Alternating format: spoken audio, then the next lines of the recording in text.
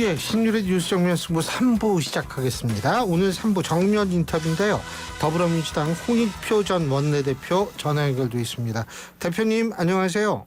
네, 안녕하세요. 홍익표입니다. 예, 네. 예. 아유, 뭐 요새 어떻게 지내세요? 뭐 요즘은 뭐 학교에 있고 또 이제 당에서도 이 대선 국면이 열리니까요.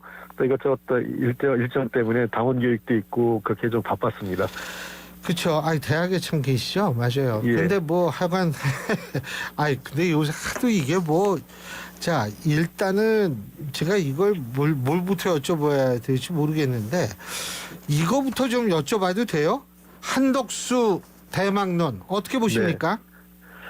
글쎄요, 저는 좀 개인적으로 좀 비관적입니다. 왜냐하면 김종인 전 그 비대위원장도 아마 출마가 어렵지 않겠느냐 이렇게 전망을 하셨는데요. 제가 좀 비유를 들면 이런 비유를 들고 싶어요. 운동선수들도 그 종목마다 근육이 다르지 않습니까? 예. 야구 선수의 근육이 다르고 축구 선수 근육이 다르고 농구 선수 근육이 다르거든요. 예. 그러니까 한덕수 권한대행이 전문 관료로서 행정 관료로서 오랫동안 일을 해왔고 경험과 그 경력을 쌓은 건 맞는데 예. 정치인으로서의 경력은 전무하거든요. 그렇죠. 그래서 저는 근육이 다르다 이렇게 보고 싶어요. 그러니까 과거에도 그 행정적으로 굉장히 평가를 받으신 분들이 도전을 했지만 쉽게 성공하지 못했습니다. 가장 대표적인 예가 2007년도 당시에 그때는 민주당 쪽에서 당시 이제 열린민주당이었죠.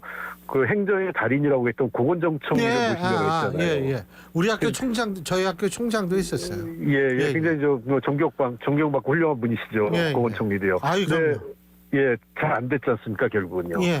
그 다음에 2017년도에도 반기문 당시 유엔 사무총장을 그 문재인 후보의 대항마를 하려고 했지만 또 잘 안 됐죠. 예. 그러니까 결국 그분들이 그 결심을 못해요. 출마와 관련돼서 여러 가지 어려움이 있기 때문에 그래서 저는 그게 근육이 다르다 이렇게 표현을 하고 있어요. 예.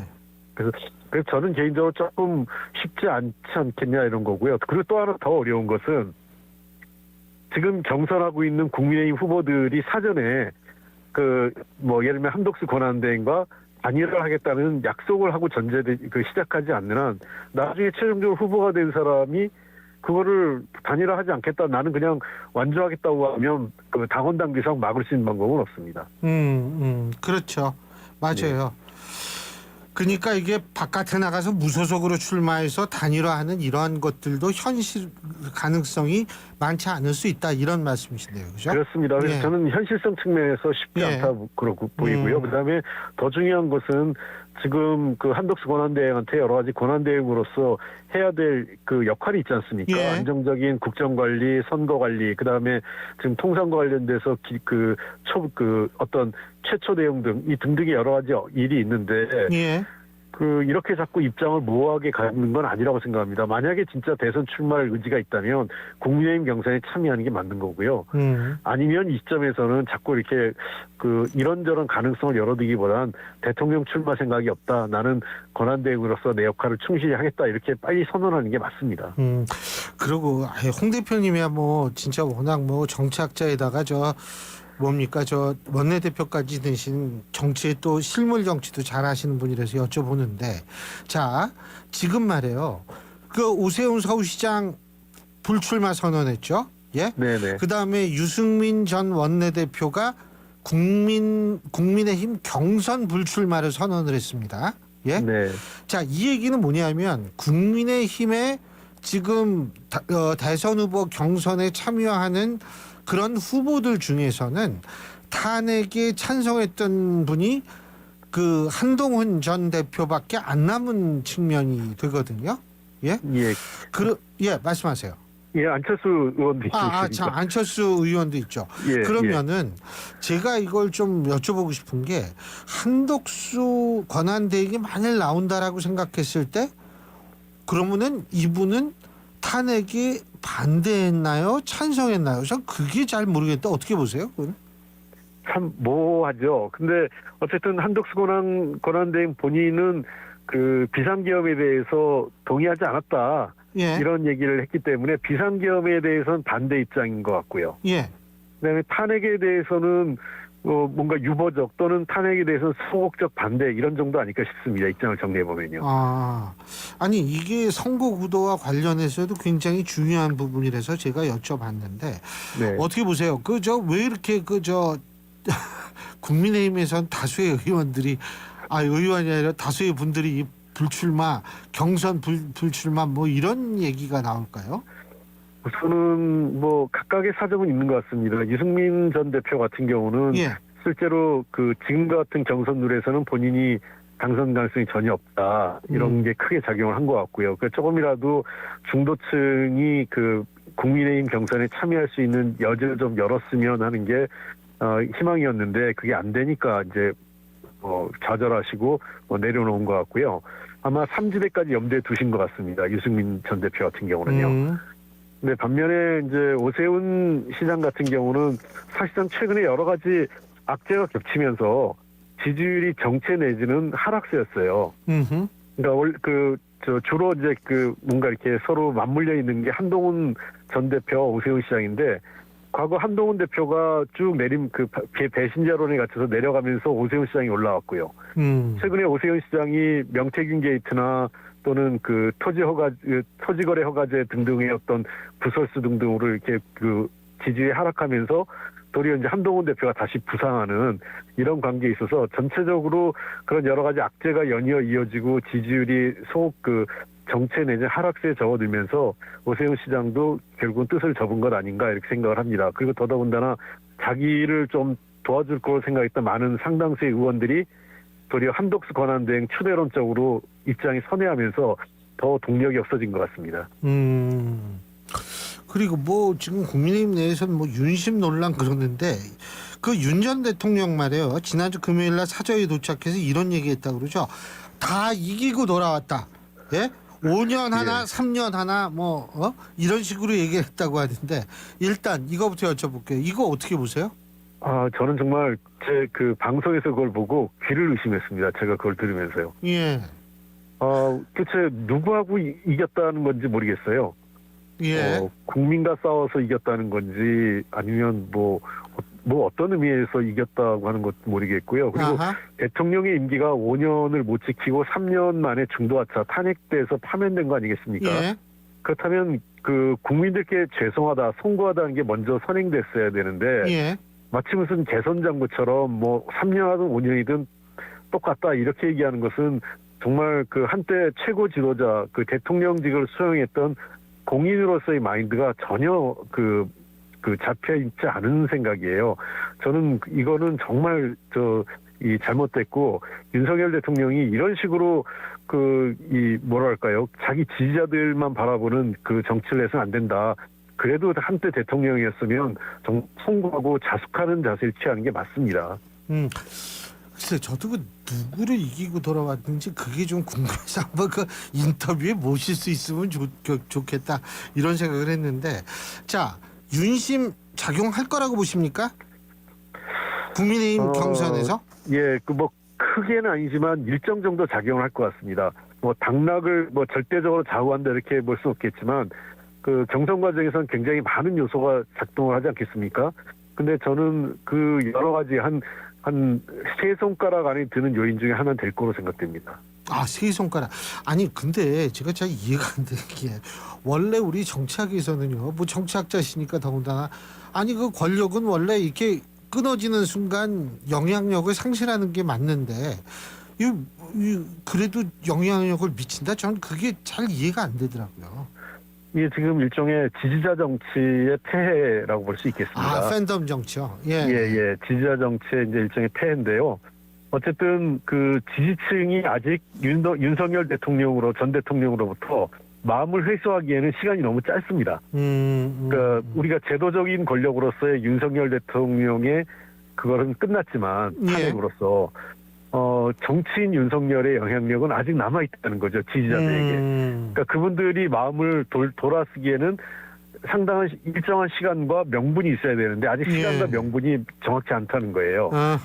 네, 그런 측면에서 한동훈 전 대표 같은 경우는 제가 여러 차례 지난번에 다른 데서 우리 신 교수님하고 할 때 자산이 생겼다고 얘기했습니까? 예. 자산과 부채로 얘기했는데 예. 지금 단기적으로는 자산의 성격보다는 부채죠. 배신자라는 부채의 배신자. 성격이 더 예. 강하게 나타나고 있는 게 그런 요소가 작동되는 거죠. 그리고 오늘 보니까 김두관 전 의원께서도 저 더불어민주당 대선 후보 경선에 참석하지 않겠다라고 네. 얘기를 했는데 이 부분은 어떻게 보세요? 저는 뭐 물론 여러 가지 사정이 있고 또 절차나 과정에 대해서 뭐 본인 입장에서 굉장히 아쉬울 수 있는데요. 예. 그렇다 하더라도 그 룰을 따르는 게 일단 당이 결정한 룰을 따르는 게 더 좋지 않았을까 이런 생각을 합니다. 물론 이번 이 전체적인 경선 룰을 정하는 과정에서 당의 어떤 과정과 절차 관리, 과정 관리가 좀 더 세심하지 못했다 이런 비판은 제가 하고 싶지만, 그렇다고 뭐 이게 절대적으로 더 크게 어떤 이 공정성을 해칠 만큼의 어떤 룰의 변경이나 이런 건 아니고 이미 양당 모두가 역선택에 대한 우려가 커지고 있는 상황 아니겠습니까? 예. 예, 그래서 국민의힘도 그렇고 민주당도 그렇고 그 부분에 대해서 여러 가지 정책을 찾다 보니까 역선택할 수 있는, 그러니까 상대 측이 조직적으로 개입하지 못하도록 하는 장치를 만들었거든요. 그래서 그런 측면에서 다소 불만스럽더라도 경쟁에 참여하는 게 맞지 않을까. 이 김동연 지사 같은 경우에는 뭐 여러 가지 절차에 아쉬움이 있지만 당당하게 임하겠다 이렇게 밝혔지 않습니까? 예. 저는 그게 기본적으로 경선에 임하는 후보의 자세라고 생각합니다. 예. 저 김경수 전 지사도 뭐 출마를 할 모양이더라고요. 예, 그렇습니다. 김 지사도 경선 룰에 관련돼서 당이 정하면 따르겠다는 입장을 기본적으로 취하고 있는 것으로 알고 있습니다. 예. 뭐 그러면은 일단 김경수 전 지사나 김동연 지사, 이재명 대표 이런 분들이 경선을 하게 된다 이렇게 보면 되겠죠. 예, 그렇죠? 현재로서는 3파전이 될 것 같습니다. 김두관 모르겠습니다. 아직 최종적으로 어떻게 될지 모르겠는데 일단은 참여하지 않겠다라고 공개적으로 밝혔기 때문에 그 입장을 되돌릴 만한 명분이 안 보이기 때문에 김두관 지사가 탈락한다면 3인 경선 체제로 가게 될 것 같습니다. 예. 근데 이제 많은 사람들이 생각하길 이재명 전 대표가 결국은 더불어민주당 후보가 되지 않겠냐 이런 시각이 우세하기는 우세하죠. 예. 네, 현실적으로 그럴 가능성이 높습니다. 왜냐하면 지지율도 당내 지지율은 더 말할 것도 없고 본선 지지율도 굉장히 현재 높게 나오고 있는 상황 아니겠습니까? 예. 예, 그런 측면에서 일단은 제가 보기엔 다른 후보자 두 분 같은 경우는 어디까지 경쟁에서 최선의 어떤 노력을 해서 자신의 어떤 존재, 그러니까 민주당에서의 어떤 존재와 또 더 나가서 좀 더 이재명 후보가 본선에서 더 경쟁력 있는 후보, 그리고 민주당이 승리할 수 있는 상황을 만드는데 기여할 수 있다. 거기에 의의를 두고 있는 것 아닌가 생각합니다. 근데 경선이라는 건 늘 몰라서요. 또 그럼에도 불구하고 물론 그렇죠. 일이 어떻게 될지 모르니까 그렇죠. 아마 김동연, 김경수 두 분 역시 최선을 다할 것으로 생각하고 그래야 된다고 생각합니다. 근데요. 지금 아까 좀 전에 이재명 전 대표의 지지율이 높다. 그건 맞죠. 근데 이게 만일 국민의힘에서 단일 후보가 나오게 된다면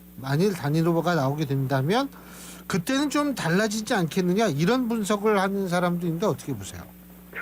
지금보다는 상당히 좁혀지겠을 거로 생각을 합니다. 근데 두 가지 가능성이 있는데요.